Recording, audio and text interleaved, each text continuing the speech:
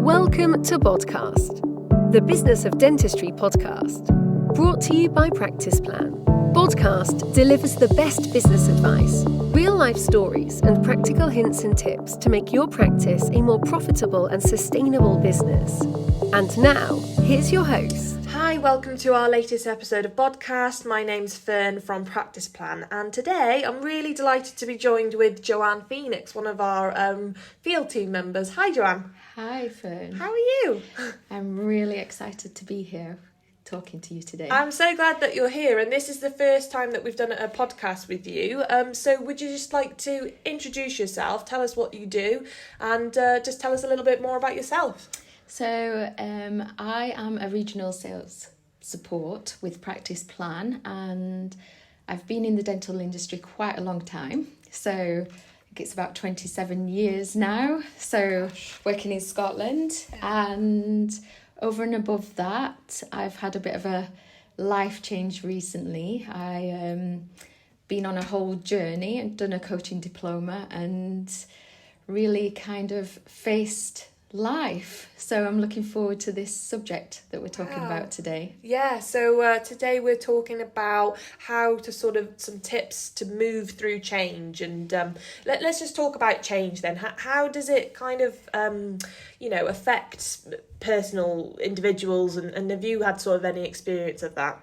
Oh gosh, have I had experience with change? So my life was quite steady for a long time. I was in a relationship for 25 years. I was in the same job for 15 years, and I lived in the same house for 10 years, brought my kids up. Things were steady, not always perfect. And then one day I just realised I was kind of living a lie. I'd outgrown the circumstances I was in. So I kind of went headlong into change, and I left all three of those things and went through quite a journey. And that's what prompted me to do my coaching diploma, which was accredited by the International Coaching Federation, and learn all about change and what goes on. And of course, I've had personal experience with that, come face to face with all the fears, what comes with that. Also noticing that often, because I kind of knew this for 3 years, often we know we need to change our lives.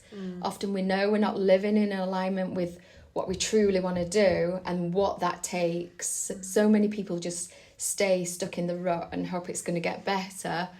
And of course it doesn't. And if we don't do something, I'm sure you'll be able to think of things yourself. Life kind of pushes you in that way anyway. So yeah. Oh, brilliant. So do you think people are like fearful of change though? Even if they know something needs to change, but they're scared to do it? Yeah, that's what I see when I've been coaching clients. That's what I see all the time, and I witness it all the time. So, great example in the dental industry right now. I mean, I'm working in Scotland, which is a little bit different to England, but not that dissimilar in a lot of ways.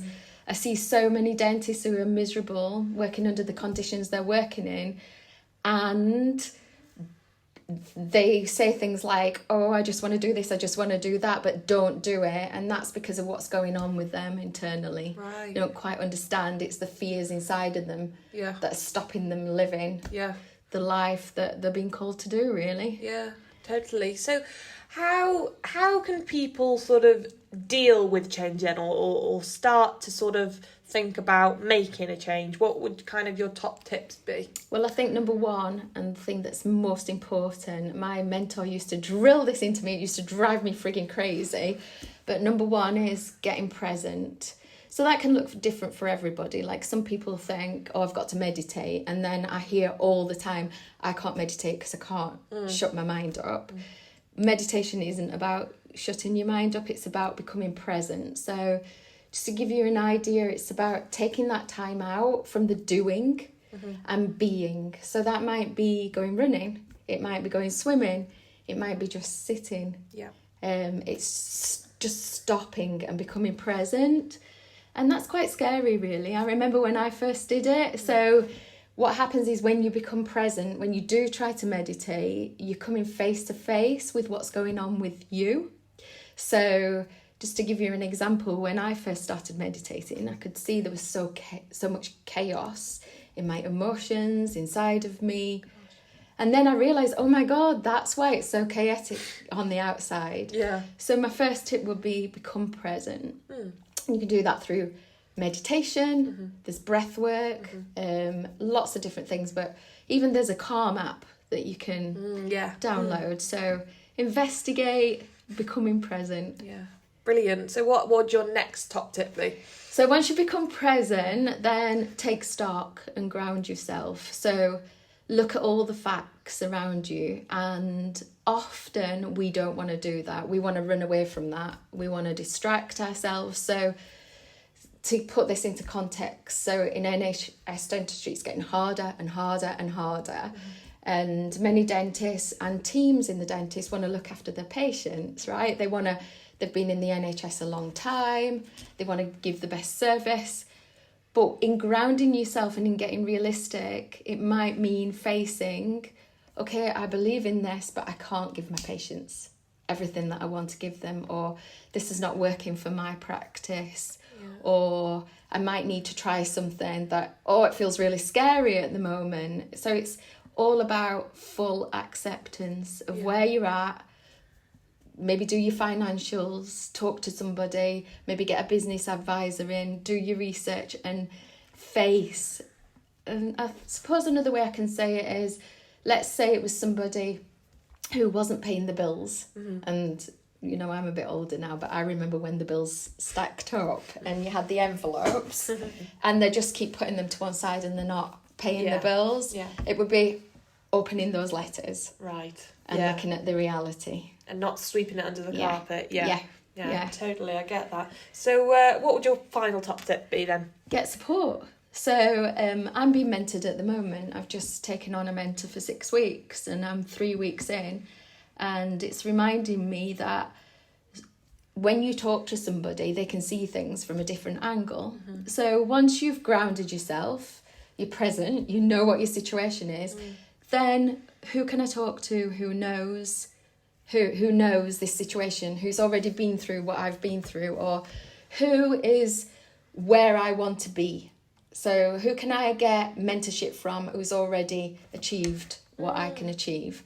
What research can I do? And maybe look at and speak to lots of different people. Maybe even it's more than one person that you're going to get support from. Yeah. So, whenever we have meetings, we talk to dentists and we say things and we talk to the teams, and it's like light bulb moments, because what happens is we see things through the lens that we know, and when somebody else comes in, they're looking through a different lens, and it opens up our reality to other possibilities. Yeah. No, that's great. And I suppose all these tips, like they help us as a personal thing, but also could be implemented with a business change as well. Like you mentioned, maybe dentists who are feeling the pressure and things with NHS.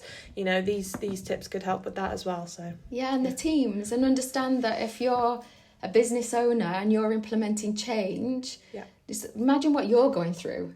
So then imagine what your team's going through. They're in less control even, because you're making the decisions, and yes, you might involve them, but they're going through that change as well. And I think support is really important, and obviously communication throughout the whole process. Definitely. So you just mentioned there you're going through a mentoring program at the minute. How are you finding that? Is that helping? Well, I actually had a really good, I had a session last night, funnily enough, and I'm on my third session, and I've woke up this morning like, oh my God, I never saw things like that before. So because I've been used to mentoring others.